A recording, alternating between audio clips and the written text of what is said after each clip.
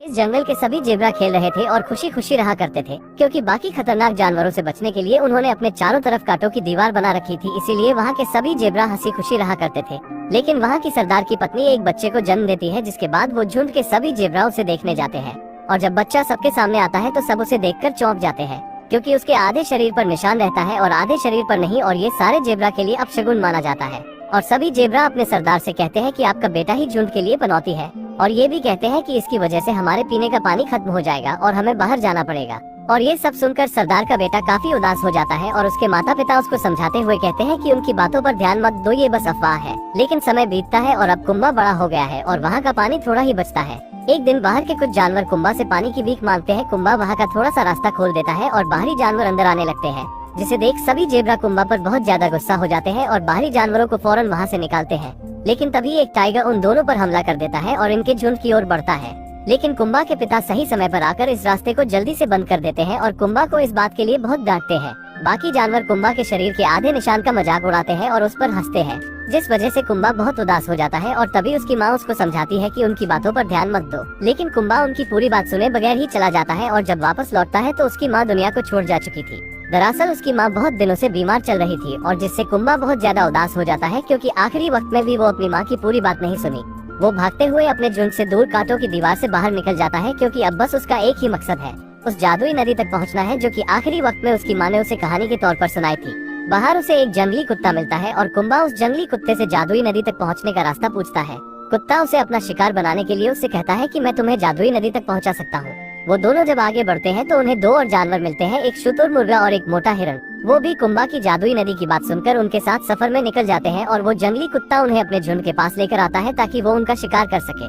लेकिन वो मजबूत हिरण डटकर उनका मुकाबला करती है और कुंबा को बचा लेती है। लेकिन कुंबा को इस बात से बहुत अफसोस होता है कि उसके वजह से इन दोनों की जान खतरे में पड़ गई। कुंबा को उसकी मंजिल तक पहुंचाने के लिए वो दोनों भी सफर में निकल जाते हैं। तभी रास्ते में चलते वक्त उन्हें एक नदी मिलती है और कुंबा को लगता है कि ये वही जादुई नदी है जिसमें जाने से पूरे शरीर पर निशान आ जाएंगे।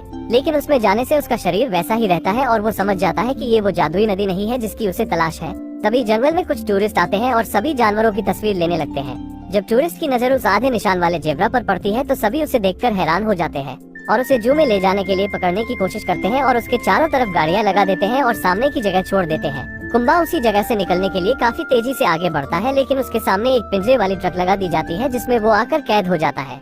लेकिन तभी एक खरगोश ट्रक के शीशे में आ जाता है, जिससे ट्रक का एक्सीडेंट हो जाता है, ट्रक पलट जाता है और कुंबा आजाद हो जाता है।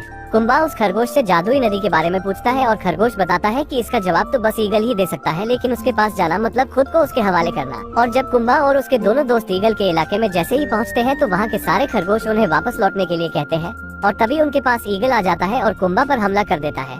कुंबा अपनी पूरी कहानी ईगल को बताता है कि मुझे जादुई नदी की तलाश है, जिसके बाद ईगल थोड़ा सोचता है और कुंबा को जादुई नदी का सही पता बता देता है और कहता है कि तुम्हें टाइगर के इलाके से होकर जाना पड़ेगा, जिसे सुनकर कुंबा थोड़ा सा डर जाता है, क्योंकि वो टाइगर कुंबा को ही ढूंढ रहा है।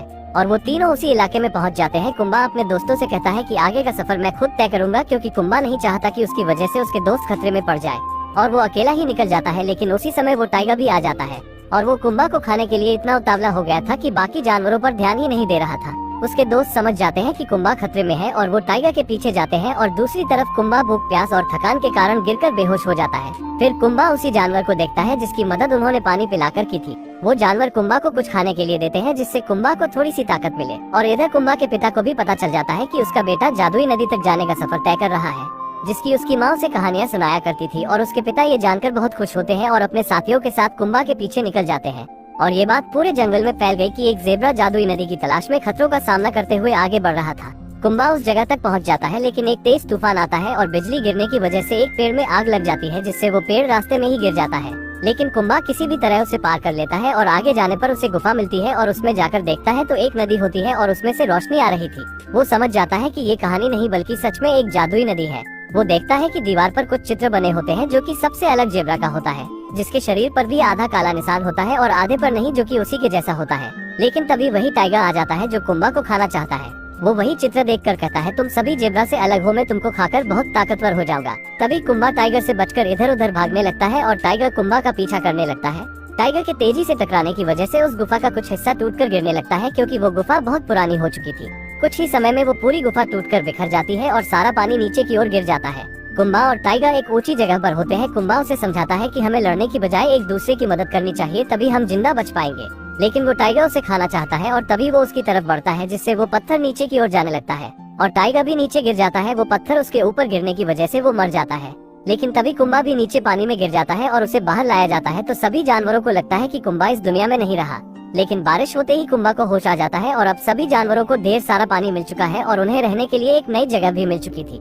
और अब वो खतरनाक टाइगर भी मर चुका है, जिससे अब किसी भी जानवर को डरने की जरूरत नहीं है। अब सभी को लगता है कि कुंबा हमारे लिए पनौती नहीं बल्कि एक मसीहा है और सभी जानवर हंसी खुशी रहने लगते हैं।